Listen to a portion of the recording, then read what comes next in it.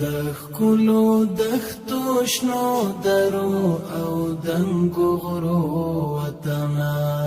در باندې ویاړم د پتمنو نومیالو وطنا.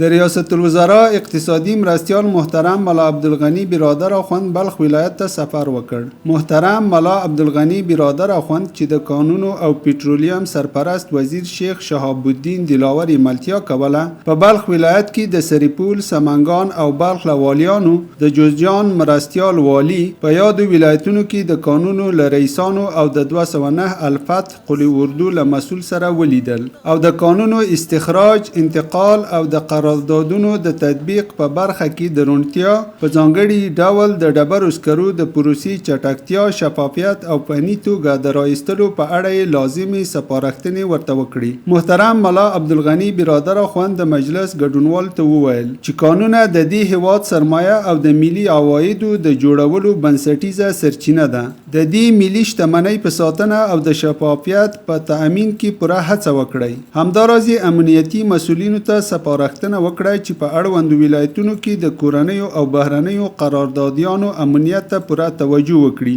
او هیڅوک پرې نږدي چې د هیواد د اقتصادي ودې او ځان بساینې په برخه کې کیدونکي هلې ځلې اخلال کړي. درنه قربان شم د